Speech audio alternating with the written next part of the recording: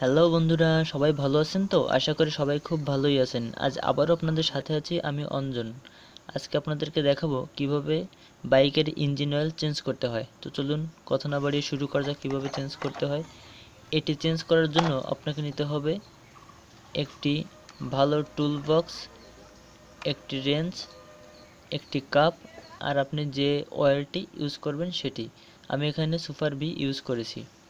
তো প্রথমে এই হ্যান্ডেল এবং গুটির সেটটি নিয়ে চেক করতে হবে ইঞ্জিনের নাটের সঙ্গে কত নম্বর গুটিটি ম্যাচ করছে।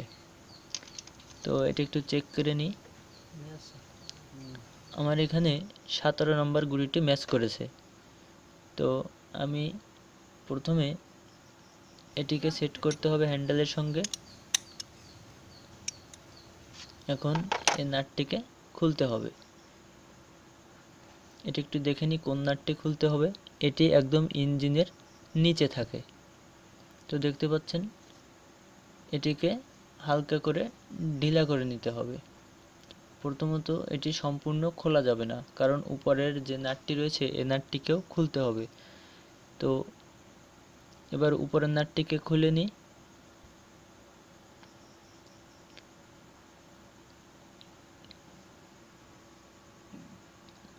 এখানে আপনার খেয়াল রাখতে হবে যেন ইঞ্জিনের ভিতর ধুলো ময়লা না ঢোকে।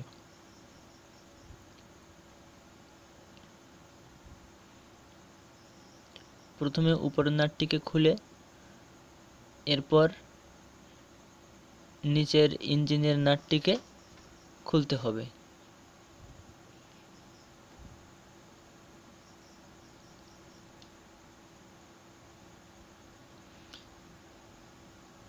আপনার গাড়ির ইঞ্জিন যদি গরম থাকে তাহলে এটি একটু সাবধানে খুলবেন, কারণ ইঞ্জিন অয়েলটি অনেক গরম। এটিতে আপনার হাত পুড়ে যেতে পারে। এর জন্য ভালো আপনি গাড়ি চালানোর আধা ঘন্টা পর ইঞ্জিন অয়েল চেঞ্জ করেন।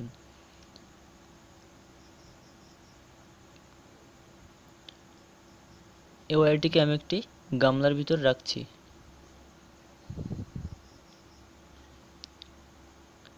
এভাবে আপনাকে 5 মিনিট ওয়েট করতে হবে, তাহলে ইঞ্জিন অয়েলটি সম্পূর্ণভাবে বেরিয়ে যাবে।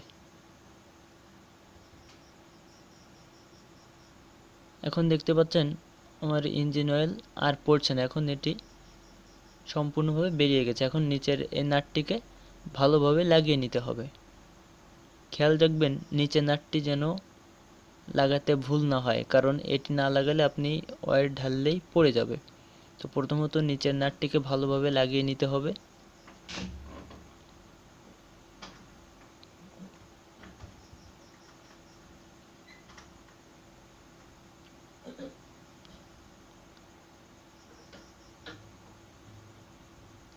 নিচের নাটটি ভালোভাবে লেগে গেছে।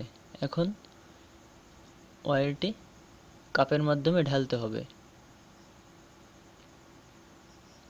কাপটি অবশ্যই পরিষ্কার হতে হবে।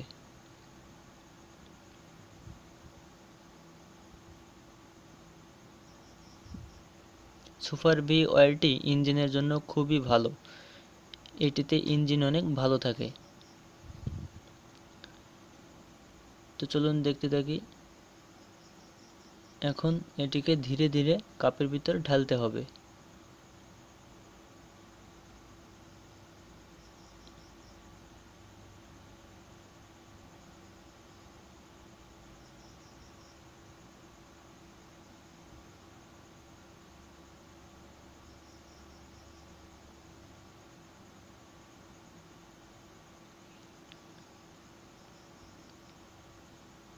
ইঞ্জিন অয়েলটি সম্পূর্ণভাবে ঢালতে গেলে আপনাকে 2 মিনিট সময় দিতে হবে।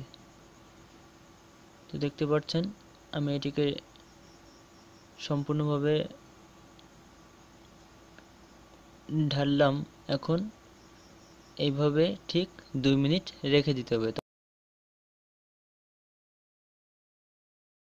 হ্যাঁ, এখন কমপ্লিট।